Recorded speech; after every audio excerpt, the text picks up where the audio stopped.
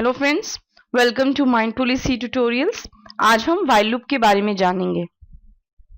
While loop is used to do something for a fixed number of times. It is a loop control structure. जैसे कि हमने पहले for loop के बारे में पढ़ा, बिल्कुल वैसे ही while loop काम करता है। यानी कि अगर आप किसी स्पेसिफिक इंस्ट्रक्शन को या नंबर ऑफ इंस्ट्रक्शन को स्पेसिफिक टाइम के लिए एग्जीक्यूट करवाना चाहते हैं तो आप वहां पर while loop का भी यूज कर सकते हैं। इसका सिंटेक्स आप देखेंगे, while कंडीशन। आप कंडीशन जो है वो लूप कंट्रोल वेरिएबल पे लगाएंगे और उससे पहले यानी कि व्हाइल लूप स्टार्ट करने से पहले आप उस कंडीशन वेरिएबल को यानी कि लूप कंट्रोल वेरिएबल को इनिशियलाइज करेंगे। लाइक आप 1 से लेकर 10 तक की काउंटिंग रिपीट करवाना चाहते हैं तो आप सबसे पहले i की वैल्यू को आप इक्वल टू 1 दे देंगे। 1 देने के बाद आप व्हाइल लूप लगाएंगे, पैरेंथेसिस ओपन करेंगे और यहाँ पर आप कंडीशन में i के ऊपर कंडीशन लगा देंगे कहाँ तक आप i की वैल्यू को प्रिंट करवाना चाहते हैं। लाइक हम i की वैल्यू 10 तक प्रिंट करवाना चाहते हैं तो हम यहाँ पर दे देंगे i इज इक्वल टू 10। फिर आप कंडीशन के ब्रेसेस जो है वो क्लोज करेंगे और कर्ली ब्रेसेस ओपन करेंगे और यहाँ पर आप जो भी टास्क परफॉर्म करवाना चाहते हैं वो स्टेटमेंट आप लूप की बॉडी में लिख देंगे। उसके बाद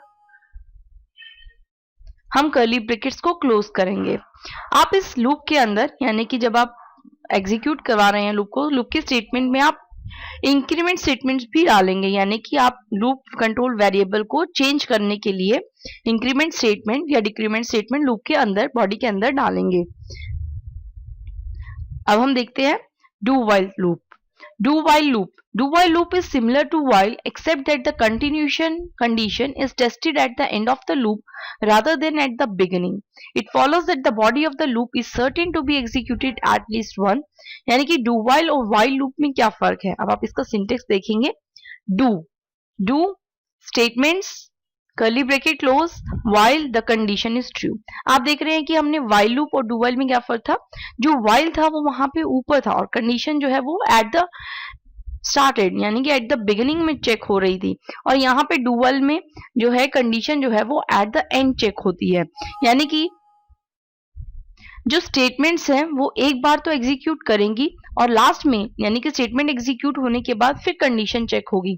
अगर कंडीशन ट्रू हो जाती है तो फिर से वो स्टेटमेंट यानी कि इटरेशंस पे आएगा और अगर कंडीशन फॉल्स हो जाती है तो वो स्टेटमेंट से यानी कि लूप से बाहर हो जाएगा, फिर से आप स्टार्टिंग में पहुंच जाएंगे।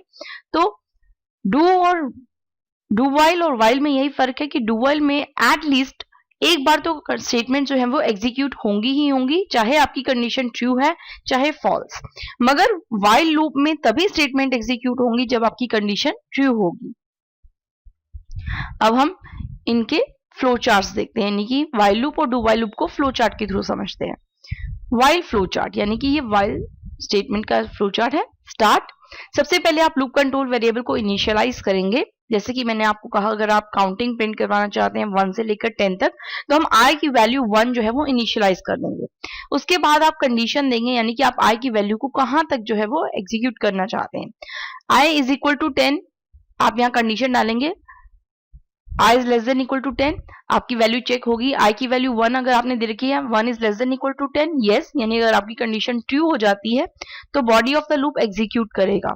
उसके बाद आप i की वैल्यू में यानी कि लूप कंट्रोल वेरिएबल में इंक्रीमेंट होगा i is equal to i plus 1 यानी कि 1 प्लस 1 2, फिर से आपकी कंडीशन चेक होगी।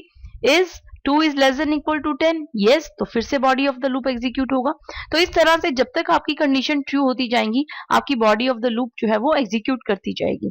जैसे ही कंडीशन फॉल्स होगा तो आप देख रहे हैं कि ये व्हाइल लूप से बाहर आएगा और स्टॉप हो जाएगा। तो इस तरह से हमारा व्हाइल लूप जो है वो वर्क करता है। कंडीशन ट्रू होगी तभी व्हाइल लूप जो है वो आपका एग्जीक्यूट करेगा। अब हम देखेंगे डू व्हाइल के लिए फ्लो चार्ट। स्टार्ट, हम सबसे पहले लूप कंट्रोल वेरिएबल को इनिशियलाइज करेंगे। बॉडी ऑफ द लूप यानी कि आपकी बॉडी जो है वो जो लूप की बॉडी है वो एग्जीक्यूट होगी। इंक्रीमेंट होगा, चेक होगा। अगर आपकी value less than equal to 10 है तो आपकी स्टेटमेंट चेक होगी। ट्रू है तो फिर से आपकी बॉडी जो है वो एग्जीक्यूट होगी। तो इस तरह से आपने देखा कि बॉडी ऑफ द लूप पहले आती है और कंडीशन जो है वो लास्ट में आती है।